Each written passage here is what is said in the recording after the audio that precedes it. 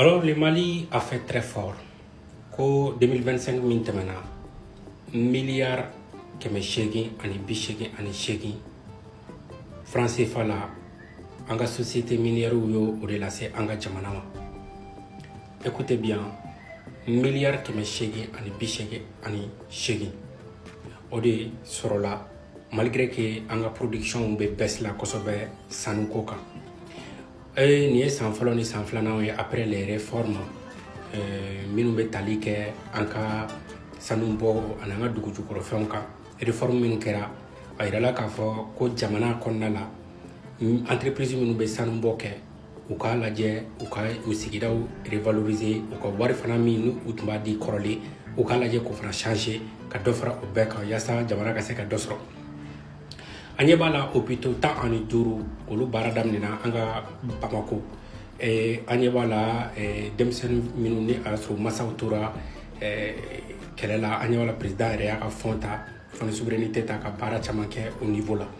Alors vous savez transformation ye vision de vision bɛ étaler de ɲinan n'an ye barikoli di ta a gɔnɔ ma ce n'est pas forcément ɲinan de k'a fɔ k'an bɛna o wari minnu ni a y'a sɔrɔ an kan ka récolter k'a fɔ k'o de bɛna an bɔ nɔgɔ la yɔrɔnin kelen o tɛ tiɲɛ ye. Il faut poser des mécanismes i n'a fɔ an ka jamana ɲɛmɔgɔw bɛ ka kɛ cogo min na. Des mécanismes au bout de 10 ans olu bɛna kɛ ka transformation majeure caman kɛ jamana kɔnɔna la. Bon nin ye ɲinan ta ye san wɛrɛ ta bɛ kɛ cogo di ni production yɛlɛnna kosɛbɛ sanuko la san wɛrɛ kɔta bɛ ta bɛ kɛ cogo di. Donc olu dɔɔni dɔɔni de bɛ fara ɲɔgɔn kan san 2 san 3 kɔnɔ u bɛ kɛ ka investissement caman kɛ yaasa jamana ka se ka rayi sɔrɔ. Donc i nana sɔrɔ système min cassera pendant des années. Mali ma deli ka nin wari in record sugu sɔrɔ ta presque 1 milliard ou 1 milliard de dollars 1 milliard et quelques de dollars ka se k'o sɔrɔ sanu dugu jukɔrɔfɛnw gansan na. Bon i bɛna dɔw ye non mais a sɔrɔla anw ma yɔrɔ ye an ta non c'est petit à petit construction de bɛ kɛ n'a ye. Ni e bɛ sojɔ daminɛ o kuma e bɛ bali ka taa étage de yira hadamadenw na non i b'a daminɛ sous-bâtiment de la i bɛ yɛlɛ n'a ye dɔɔni dɔɔni wa jamana dilanni fana bɛ ten de. O de to mɔgɔ caman bɛ k'a fɔ non bon an pressé don non claquement de doigts tɛ jamana si bɔ nɔgɔ la. Aw ɲɛ bɛ Chine minnu na ils ont pris 100 ans pour que ka se ka nin évolution sɔrɔ bi pour que ka se ka hali bila voilà ligne kan jamana caman bɛ ten. États-Unis min n'an ɲɛ b'a la puissance la a mɛnna tirikitɔrɔgɔ la walasa a ka se ka sira sɔrɔ. France min n'an b'a kɔnɔ a mɛnna tirikitɔrɔgɔ la yaasa a ka se ka sira sɔrɔ mais ni mécanisme sigira jamana kɔnɔ a effet bɛ ye au bout de 3 ans 4 ans 5 ans 6 ans fo ka taa se 10 ans ma au bout de 20 ans i b'a nɔ belebeleba ye. Alors malgré des baisses de production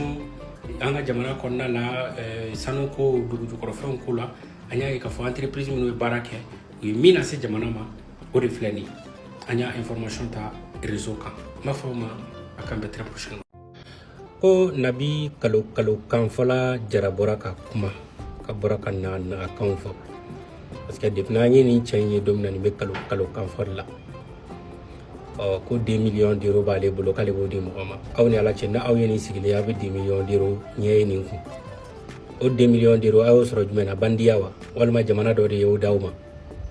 A tɛ baara la baarakɛbali dalen kungo kɔnɔ k'ale 2 millions au moins minnu bɛ an ka état ɲɛma olu bɛ baara la don o don olu bɛ ka essayer jamana bɛ organiser cogo min na. Nka baara jumɛn bɛ ninnu na jamana bɛ ci cogo min na. Vous savez ni farafin ma kunu farafin bɛ taa perdition fɛ quoi. E ka nin lajɛ ni kunfin hadamaden kunfin de sigilen bɛ tu kɔnɔ k'ale fana bɛ fɛn fɔ mɔgɔ ɲɛna. Olu bolo ko Assimi ko de don système ko de don. Mali génération bɛɛ adhéré don système min bɛ yen bi an tɛ sigi 6e siècle la koyi. An y'o fɔ bɛɛ ɲɛna. N'aw kelen don ka kɛ Assimi ko de ye an m'a ye président Joli falenna. Hali bi maliyɛnw ko k'u b'u ka système kɔrɔlen de fɛ.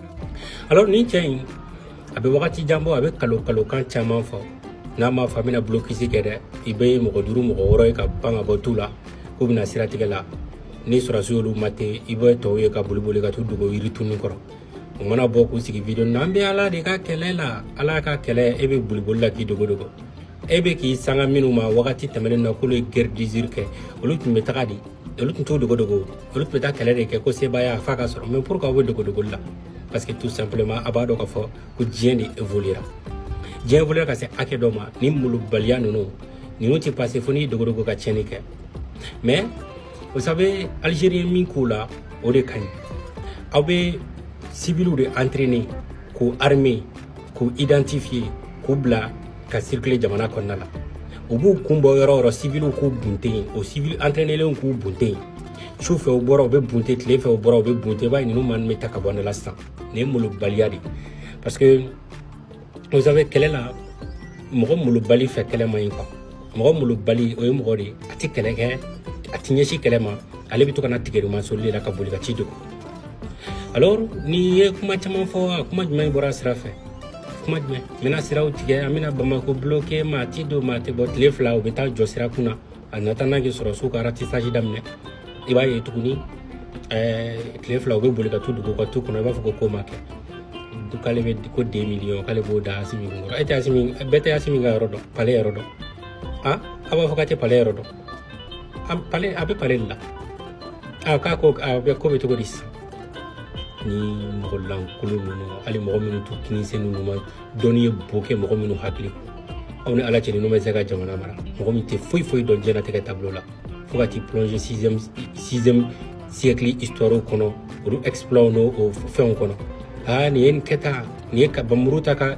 dugu kelen cɛ ci an t'o tilela bi koyi mɔgɔ bolo balo de don alors n b'a fɔ ma k'an bɛn prochainement k'a ka bɔ ka compte rendu kɛ siratigɛ ko in na sɔn'a ka n'i jɔ tuguni ko 2 millions sɔn'a ka 2 millions ta dɛ k'a b'o da mɔgɔ dɔw kunkɔrɔ ko k'aw bɛ ala min ka kɛlɛ la yatimɛdenw ni fantanw bɛ pour que a t'a dolon n'i y'o fɔ sisan u b'a fɔ non pour que État bɛ ka parce que aw ye bandiw de aw ye bandiw de bandi kan ka kɛlɛ de État bɛ ko ɲɔgɔnna caman kɛ an ma so dayɛlɛ ka di yatimɛdenninw ma sisan wa ka 2 millions ko 2 millions d'euros molobaliya mana kɔgɔ hadamaden na o de bɛ na ni nin ye aw binna muso minnu kan a tɛ taga olu dédommager komi aw k'aw bɛ ala ka kɛlɛli la ka bin musow kan ka kɔnɔ da musow la ka bin musow kan ka VIH bila musow la aw bɛ mun wɛrɛ la kungo kɔnɔ manamana ko kɔ mɔgɔ lankolonw ni dɔrɔgutala ni jointalaw faralen ɲɔgɔn kan k'u bɛ ala ka kɛlɛ la Corée du Nord ninnu ye jamanaw ye jamana minnu ni a y'a sɔrɔ u tɛ blague u ka justice fan fɛ u ka président kɔrɔ in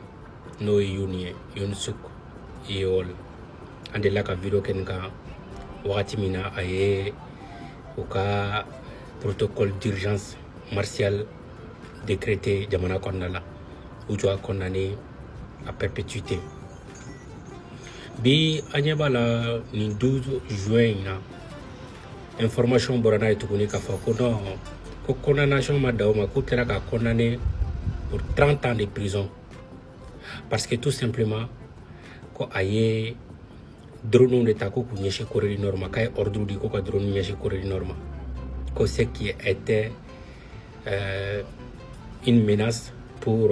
la nation sud-coréenne a ko o fɛn in dɔrɔn kama u y'a condamné pour 30 ans de prison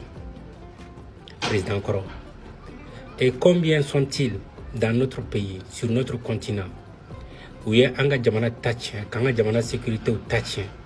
un jamana armée jeni, qu'il y a une démocratie, de sécurité, ils nous ont rendu faibles.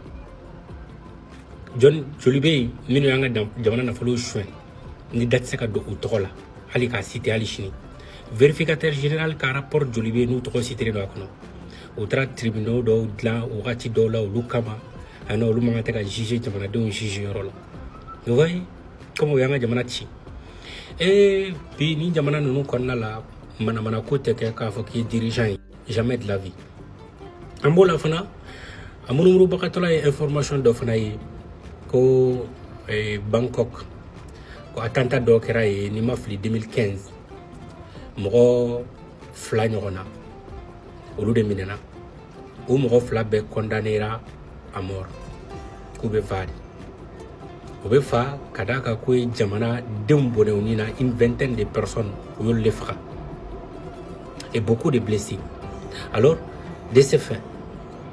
k'u bɛ faga de o de y'a to ni ne droit de l'homme ye anw ka jamana ninnu kɔnɔ n'an ye tere-terew minɛ an ka mɔgɔw b'a fɔ non an k'u don kaso la u mana bɔ u bɛ changer non il est temps que an ka olu fɛn dɔw réformer quoi parce que an y'a ye semaine in kɔnɔ ko cɛ dɔ ye téléphone téléphone mɔgɔ bila ka taa téléphone san jeune fila bila ka taa téléphone san ko téléphone badi téléphone feerela de filɛ nin ye k'u kɔfɔ u kɔfɔlen parce que quantité min nana san c'était énorme ko policiw nana o minɛ policiw kelen k'u minɛ maa min fana y'u bila a la ja o fana bɔra dugu dɔ la ka n'i sigi duguba kɔnɔ dugu fitinin dɔ la ka n'i sigi duguba kɔnɔ ko o fana de tun bɛ ka tero ravitailler téléphone ni u mago bɛ minɛmisɛnnin fɛn fɛn la olu mɔgɔ sugu sariya de kan ka ta maa o maa ni minɛna dɔ i kan ka faga de jamana kɔnɔ kɔnɔ soit n'u minɛna pikiri bɛ k'i la n'i bɔra i tɛ kɛ maa ye bilen c'est comme ça c'est la loi il faut pas jouer avec le terrorisme maa o maa n'a donna terrorisme hali u b'a dɔn mugu jɛman feerela ba ninnu Europe kɔnɔ n'u bɔra kaso la i b'a ye u tɛ kɛ maa ye bilen mun kama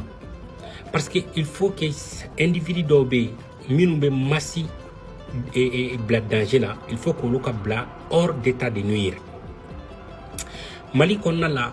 tero dɔw mana minɛ n'u bɔra kaso la u man tɛ ka jɔ u sen kan bilen c'est comme ça a kan ka kɛ ten de maa minnu mana minɛ tero ka complice la ni mɔgɔw fagara n'a a yera k'a prouver k'a fɔ mɔgɔw fagara e kan ka faga de ka condamner à mort c'est comme ça o de la a bɛ dabila mais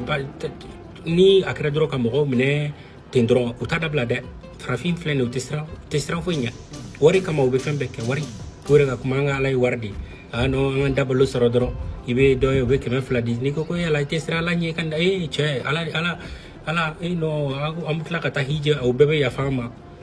n'an ye nin bɛɛ kɛ i bɛ mɔgɔw de y'an ka jamana kɔnɔ u bɛ wari de tourner ka jamana nafolo suɲɛ ka kalabanca kɛ ka tila k'a fɔ n'an hijira n'an ye wari in don misiriw la o de to u bɛ don o don u bɛ misiri jɔ la fɛn wɛrɛ tɛ dɛ wari ɲɛnama de t'a dɔw bolo u bɛ fɛ ka wari in ko ka jɛ ni misiri de a to an ka tiɲɛ fɔ ɲɛna sa o la n'an taara hiji n'anw ko u bɛɛ bɛ ban aw b'a dɔn ko ala tigɛlen don aw la donc ni ne b'an ka jamana kɔnɔ wari Bangkok ko maa fila k'u y'a tanta kɛ ni ma fili dati la 2015 ko fɛɛrɛ bɛna tigɛ u la ko ka olu bɔ baara la an y'a ye fana Yoon min ye Corée du Sud président kɔrɔ ye k'a ye drone envoyé ka taa Corée du Nord kunna effectivement Corée du Nord tun bɛ k'i plaigner n'a ko ye ko a condamné pour 30 ans de prison kabako